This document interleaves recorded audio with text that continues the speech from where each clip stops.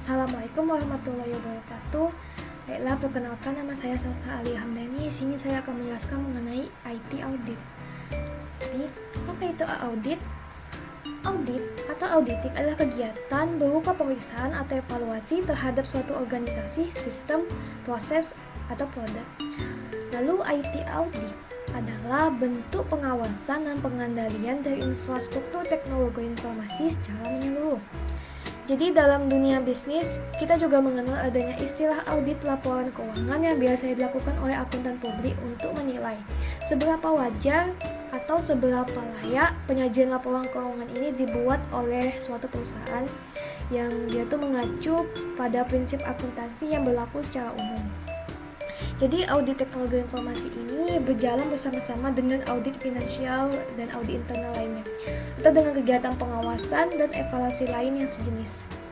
Karena zaman sekarang sudah banyak perusahaan yang menggunakan teknologi informasi baik dalam operasional maupun sumber dayanya, maka dapat dipastikan bahwa IT audit ini penting dilakukan oleh suatu perusahaan untuk menjamin bahwa segala aspek yang berhubungan dengan teknologi informasi di perusahaan tersebut berjalan dengan baik dan sesuai dengan visi misi perusahaan tersebut. Untuk menjalankan audit teknologi informasi ini diperlukan seseorang atau lembaga yang menjalankannya, yaitu yang disebut dengan auditor. Kemudian ada audit dalam konteks. Jadi berikut ini hal-hal yang mempengaruhi dan didukung oleh audit teknologi informasi. Masing-masing fungsi berikut memiliki hubungan timbal balik dengan program audit teknologi informasi organisasi yang membantu mengidentifikasi dan memprioritaskan area target untuk diaudit dan menggunakan temuan yang dihasilkan dalam audit TI sebagai masukan. Yang pertama ada tata kelola information technology. Jadi tata kelola ini menyediakan struktur untuk menyelaraskan strategi teknologi informasi dengan strategi bisnis. Dengan mengikuti kerangka kerja formal, organisasi dapat mengukur hasil untuk mencapai strategi dan tujuan organisasinya. Lalu berikutnya ada manajemen risiko.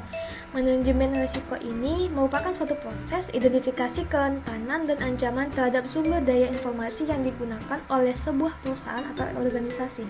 Ini dilakukan oleh manajer IT untuk mencapai tujuan bisnis, mengurangi risiko, dan menyeimbangkan pengeluaran dalam mencapai keuntungan. Lalu selanjutnya ada kepatuhan atau compliance. Jadi dia ini untuk mengatur dan mengikuti suatu spesifikasi standar atau hukum yang telah diatur dengan jelas, yaitu biasanya diterbitkan oleh lembaga atau organisasi yang berwenang dalam suatu bidang tertentu. Jadi lingkup suatu aturan ini dapat bersifat internasional maupun nasional. Misal standar internasional itu adalah standar ISO. Selanjutnya adalah manajemen kualitas. Jadi ini mengacu pada proses yang terkait dengan pencapaian atau pemeliharaan tingkat kualitas yang diinginkan dalam suatu produk atau layanan. Hal ini. Lalu selanjutnya adalah manajemen keamanan informasi, yaitu berfungsi untuk memantau secara berkelanjutan penilaian terhadap ancaman dan kerentanan serta evaluasi penerapan efektivitas kontrol keamanan. Lanjut, audit ini ada dua pembagian yang berdasarkan penyelenggaraannya. Yang pertama adalah audit internal, yaitu proses audit yang dilakukan oleh perusahaan itu sendiri. Audit internal biasa dilakukan untuk mengecek kesesuaian kegiatan rutin dan perusahaan tersebut yang nantinya dapat memberikan saran apabila perbaikan diperlukan. Lalu kedua ada audit eksternal. Ini proses audit yang dilakukan oleh pihak luar atau pihak ketiga dari perusahaan tersebut. Audit ini bersifat wajib karena menganalisis dan memverifikasi laporan yang berhubungan dengan teknologi informasi dari perusahaan tersebut. Jadi audit internal eksternal ini ada keuntungan dan tantangannya. Keuntungan untuk audit internal yang pertama lebih efektif karena audit internal bisa langsung melakukan audit tanpa menunggu waktu tertentu. Yang kedua, perusahaan bisa memilih auditor internal sendiri sehingga auditor yang bertugas bisa merupakan orang-orang yang benar-benar paham dengan perusahaan tersebut. Namun kekurangannya itu kurang adanya staf terlatih yang mampu melakukan IT audit. Lalu untuk audit eksternal, keuntungannya yaitu auditor eksternal bisa membuat penilaian dan perbandingan penilaian terhadap perusahaan lain. Lalu dia itu akan memiliki pandangan yang objektif terhadap perusahaan sehingga dia bisa menilai tanpa adanya keterpihakan. Tapi kekurangannya, tantangannya itu yaitu perlu waktu dan usaha untuk membuat auditor eksternal itu familiar dengan perusahaan. Lalu dia itu membutuhkan biaya yang lebih banyak. Lalu ada jenis-jenis audit. Yang pertama, audit keuangan, yaitu yang dilakukan oleh audit eksternal terhadap laporan keuangan kliennya untuk memberikan pendapat apakah laporan keuangan tersebut dijadikan sesuai dengan kriteria. Lalu ada audit operasional. Jadi ini menilai kinerja dibandingkan dengan kebijakan-kebijakan, standar-standar dan sasaran-sasaran ditetapkan oleh manajemen. Lalu mengidentifikasi peluang dan memberikan rekomendasi untuk perbaikan atau tindakan lebih lanjut. Lalu ada audit sertifikasi. Jadi audit sertifikasi ini evaluasi yang bersifat formal dari satu atau lebih aspek kemampuan operasional organisasi terhadap beberapa persyaratan, standar, atau metodologi yang telah ditetapkan secara eksternal.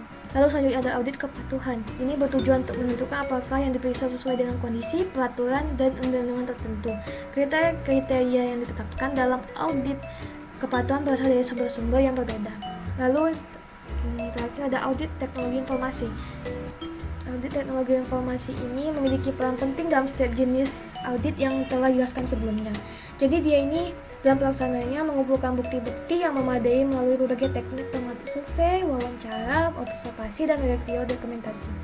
Biasanya auditor teknologi informasi menerapkan teknik audit berbantuan komputer disebut dengan CAT atau Computer Aided Auditing Technique. Jadi ini digunakan untuk menganalisa data, misalnya data transaksi penjualan, pembelian, atau transaksi aktivitas. Lalu kita lanjut pada studi kasus yang berhubungan dengan teknologi informasi audit. Contohnya itu pada jurnal berjudul Audit Teknologi Informasi pada PT Sinar Aceh menggunakan framework COVID 401 yang ditulis oleh James Fernandez Andri dan Rengga Eko Riwanto. Jadi PT Sinar Aceh ini perusahaan yang bergerak di bidang jamin, khususnya underwear, menggunakan TI untuk mengintegrasikan antara berbagai divisi intern dan cabang dengan pusat untuk memenuhi kebutuhan tujuan bisnis perusahaan. Jadi evaluasi tata kelola teknologi informasi menggunakan COBIT, framework COBIT. Evaluasi dilakukan terhadap kinerja intern divisi TI. Jadi ini adalah diagram alur penelitiannya, yaitu planning, pipework, reporting, follow up. Jadi dia setelah melakukan survei, wawancara, dan lain-lain akan dipetakan dalam tabel dengan level berdasarkan domainnya. Lalu dapat ditarik kesimpulan di sini bahwa PT Sinar Aceh telah menerapkan tata kelola teknologi informasi pada level inisial atau ad hoc. Hasil audit mendapatkan rata-rata domain ME sebesar 1,56 dalam rentang 0-5. Artinya, perusahaan masih belum siap terhadap tata kelola teknologi informasi dengan baik. Dan ditemukan kelemahan pada ME3, level paling tinggi pada domain ME1, dan lain-lain. Jadi, inilah temuan yang dapat berdasarkan jurnal ini. Lalu contoh lainnya pada kebocoran data Tokopedia. Jadi Tokopedia pernah mengalami peretasan yang mengakibatkan kebocoran data sekitar 90 juta akun dan 7 juta akun merchant. Jadi yang diretas itu dibeberkan user ID, email, nama lengkap, tanggal lahir, jenis kelamin, nomor handphone, dan password yang masih terhash atau tersandi. Semuanya dijual dengan harga 5.000 US dollar atau sekitar 40 juta. Jadi berdasarkan tangkapan layar dari akun Data Breach yang dibagikan di media sosial, disebutkan kalau peretas masih harus memecahkan algoritma untuk membuka hash dan password pada pengguna itu. Jadi peretas itu meminta bantuan peretas lain untuk membuka kunci algoritma itu. Jadi di sini tidak ada kebocoran data pembayaran. Jadi seluruh transaksi dengan semua metode pembayaran termasuk informasi kartu kredit dan OVO di Tokopedia tetap jaga keamanannya. Jadi di sini menurut saya diperlukan audit secara internal untuk memastikan manajemen keamanan informasi dan manajemen kualitas serta mutunya itu terlaksana dengan baik sehingga tidak terjadi kebobolan seperti ini lagi, dan meminimalisir